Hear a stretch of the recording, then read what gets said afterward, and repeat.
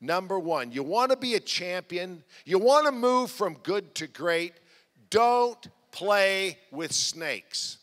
I want to tell you about Mike.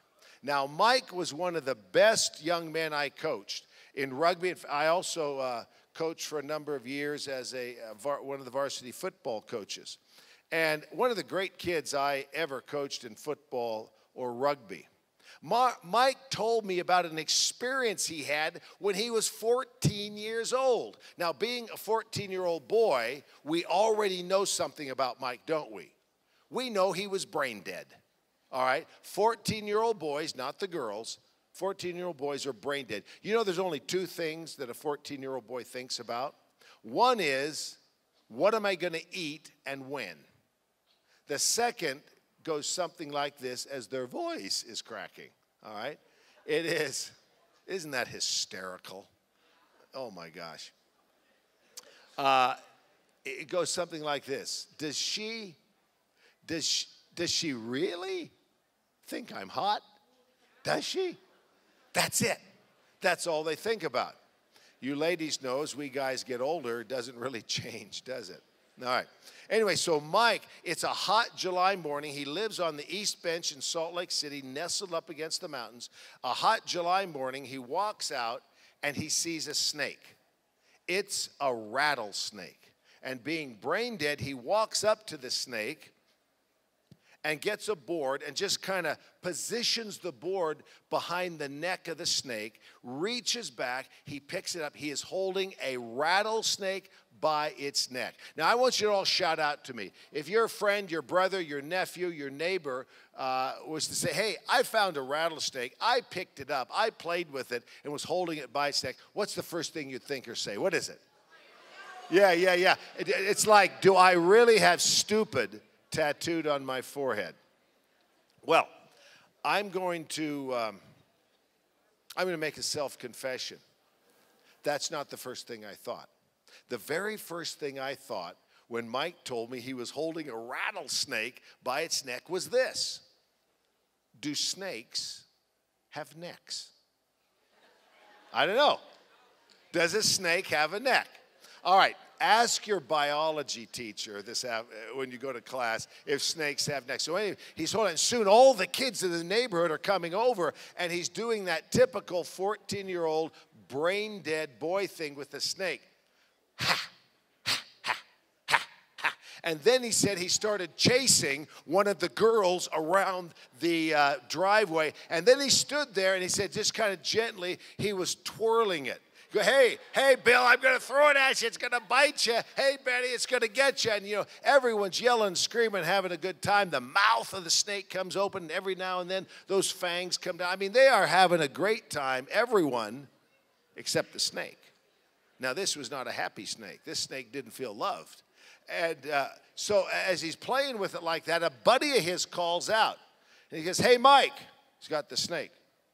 Yeah. And they're talking. Now, you already know how the story turns out, don't you? Yeah, how it turns out. And you see, a 14-year-old boy has the attention span of a mosquito. And as he's talking, this happens. Now, he doesn't drop the snake, but he loosens his grip enough to, pow! Snake bites him right on the hand. And Mike drops it and goes, it bit me. I'm saying, no kidding.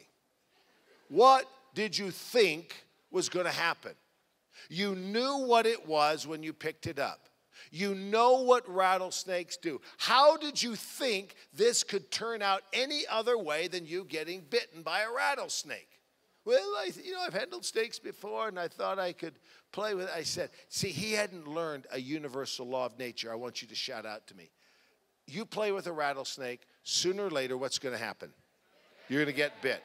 Now, let me tell you, as you forge a career, as you look forward to the rest of this school year and whatever you're going to do after school, whatever you're going to do, learn this lesson that champions know. And that is, we have rattlesnakes in our personal, in our academic, and in our professional lives. And a rattlesnake is defined by this. It is something in our life that is not right. You see, there is a right and wrong. There are universal moral values. When I say moral values, I'm not talking about imposing my political views, social views, or religious views. It has nothing to do with that. Champions understand that universal moral values are things like you want to be a champion, you don't lie. You don't cheat. You don't take advantage of people, even if you can. Now, let me tell you one of the biggest rattlesnakes that we face right here at Bonneville High, in our South Ogden community, in our state, in our nation. It will sink our society, I promise you. Let me give you an example. What's your name, please? Riley. All right, we got Riley and Josh. All right, let's pretend Riley is my son. He's turning green at the very thought of it.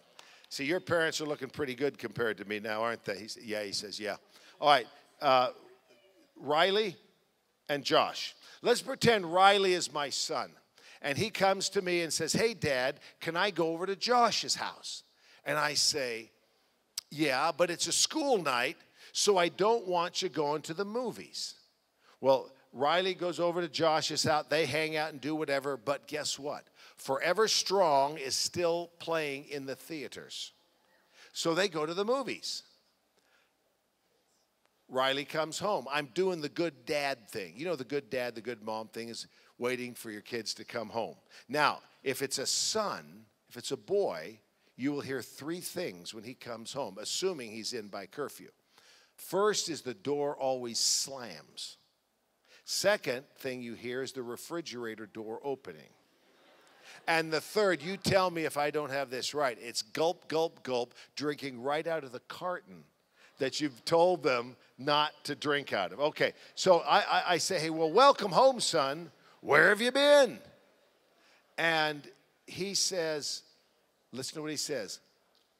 I went to Josh's house. And he puts a period where he should have put a comma. Now, is his statement, I went to Josh's house, factually correct? Yeah, it is. What did he want me to believe, however? That was it. That what? That's all I went to. You lying boy. Yeah. Okay. You're grounded. All right. You see, what he wanted me to at least believe is that's all he did. And yet, wait a minute. He gave me factually correct information and just lied through his teeth to me. You see, the essence of a lie, or the essence of telling the truth, this is what champions understand, has little to do with the words that you say. Isn't that a radical thought? It has everything to do with what you want me to believe. It's the message, not the words. I'd always say to my players, you know, you want to know who you really are in life? There's a test that's really quite simple, and it's this. What do I do when no one will know what I do? I say to my players, hey, fellas, you know, you come to school and you're not as prepared for a test as maybe you'd like to be, and your buddy took the test first period, has all the questions and the answers. And if I cheat, and this class sucks, by the way, if I cheat, I can get an A. And guess what? Nobody will ever know.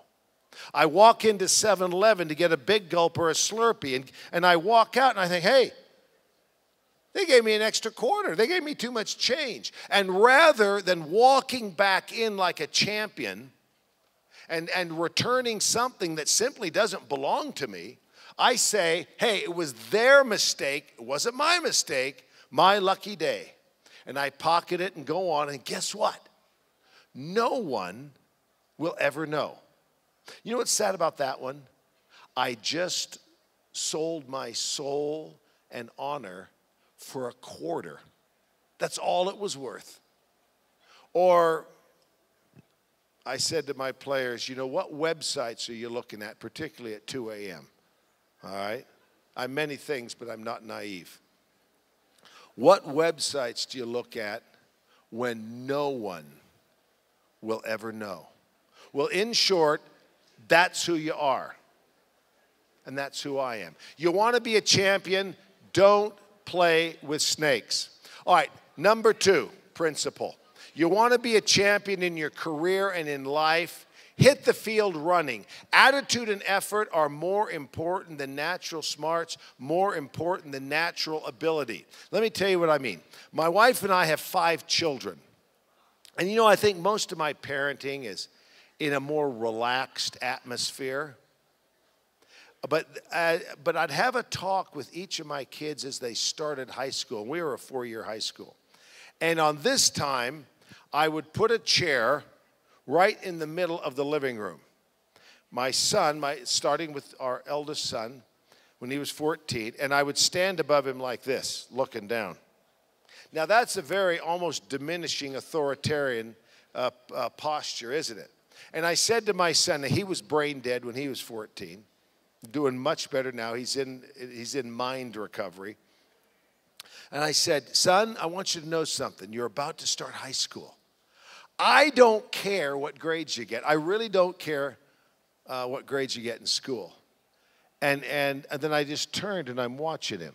And you could see the 14-year-old boy wheels starting to turn. He's trying to process this. And he's saying, what? Dad, the school Nazi? Dad who takes me to parent-teacher conference? Yeah, I take my kids to parent-teacher conference. Aren't you glad you're not my kid? He does, and then it was like click, click. Wait a minute. This is going to be good. This is going to be like 4 years of party time. And have you ever noticed someone who's about to break out in a smirk or a smile, and it would be so inappropriate, and they're kind of like this, holding it back? As that smirk on his face was just about to come out, I got down literally about this far from his face in my coaching pose, like this. And I'm right in his face, like 6 inches away, and I said, hey, wipe the smirk off your face, son. It's far worse than anything you can imagine. He is, like that. I said, I don't care about your grades. I really don't. I care about you. I love you for who you are. What I care about is your attitude and your effort. Attitude and effort make all the difference. And son, here's what I've learned about attitude and effort. People are going to tell you all the time, you need to change your attitude. That's just about the most ridiculous thing that you can ever say to someone. Now, let's pick on the next man. Come up here, son. What's your name? Jacob. Jacob. All right, how old are you, Jacob? I'm 17. 17. All right, Jacob is 17. Jacob has an opinion, a view, an attitude about everything. Why? And what has formed this? 17 years of living. I am 66 years old, an old man or a young man trapped in an old man's body. I have an opinion, a view on everything. And what has shaped our opinions is everything that we have experienced, everything we've ever learned, heard, seen, tasted, or smelled. And touched, view, everything. And isn't that the purpose of education? Is to constantly upgrade, refine, and enhance our views and opinion. Yes. Great answer. All right, sit down, please. But some schmuck comes up to me and says, hey, Larry, you need to change your attitude. And I say, well, okay, I don't feel that way anymore. That's a bunch of baloney. You see, in 36 years of coaching, and this is one of the most important takeaways that you will have today, is if you want to change an attitude, there is only one way to do it. As you go through this year, as you face a career in whatever you're going to do after Bonneville, there is one way to change any attitude. If I want to change an attitude, I must first change a behavior. Now, we're going to wrap it up here in about a minute. We're all going to walk out these doors, go on to class, go on to our lives. There is a question that you will answer, and you will answer this question. And if you don't consciously answer it, by not answering it, that becomes your answer. And that is this. We have talked about 2 championship strategies that 36 years of coaching and a lifetime of living have proven to me make champions. What is our takeaway? Then I'll get to the question. Don't play with snakes. Our takeaway from this assembly is, in our personal life, we are going to identify one rattlesnake, and we're going to make a commitment. We're not going to play with it anymore. We are going to leave it alone, because champions understand that. The second, attitude and effort are everything. Our takeaway from the assembly is, I will identify one attitude that I really would like to change, and then I will identify a behavior that has to change first. Our takeaways: identify a rattlesnake, identify an attitude and behavior. Now, the question that every one of us will answer in about 30 seconds. The question is this. As a result of this career day, as a result of this assembly, will I walk out of these doors having been changed or just merely entertained? And if it's just merely entertained, well, big deal. So what? There are so many things that we can do to entertain ourselves. But will I walk out here doing something differently, or go back and be content to be mediocre or just good? Will I push myself as a champion to move from good to great? I wish you all the best and Godspeed. Go Bonneville High!